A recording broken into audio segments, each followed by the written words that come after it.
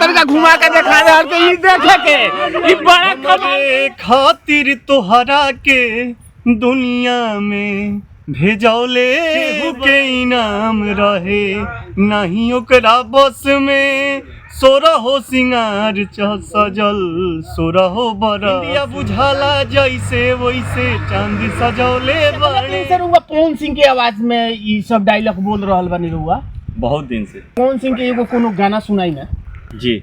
हमरे खातिर तोहरा के दुनिया में भेजौले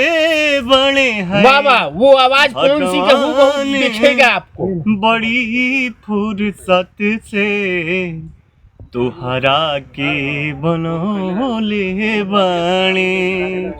हमरे खातिर तोहरा के दुनिया में भेजौले बने हमरे खातिर तोहरा के दुनिया में भेजौले बने भगवान बड़ी फुर्सत से तोहरा के बनौले बने केहू के इनाम रहे नहीं ओकरा बस में सोरहो सिंगार सजल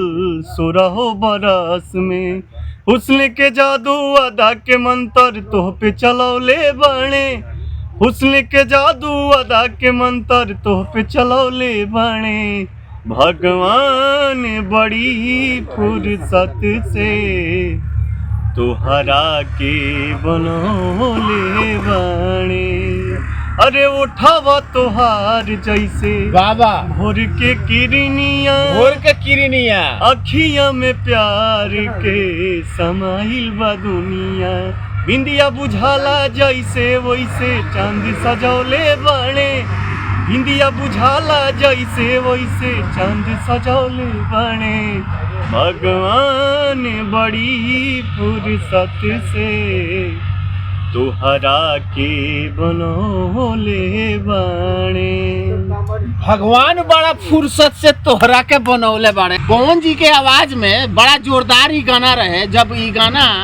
बिहार में तमाम जगह पर जब फैलल तो वो बड़ा काफी लोकप्रियता हासिल कैले रहे ये गाना। और जो पवन सिंह के आवाज में रहुआ गा रहल बाड़ी पवन सिंह के आवाज पवन सिंह के आवे से पहले यही तरह के राउर आवाज बाकी उनका इला के बाद में ये आवाज में रहुआ चेंजिंग ले ना यही तरह बस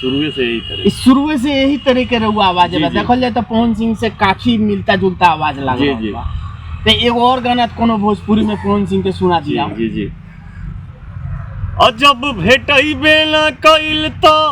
लवू कला से कइल कौनो दावे न लहल तो एक बार कैमरा के है ना तरीका घुमा के दिखा दे के ई देखे के ई बड़ा कमाल के ई दर्शक लोग मौजूद बा और ई पवन सिंह के जैसे नाम सुनो गाना सुनाई देलक वैसे ही है तमाम लोग पहुंच चुका है। चलिए ये राकेश जी है मेरे साथी पत्रकार जो काफी खासा पत्रकारिता में अपना दम खम रखते हैं।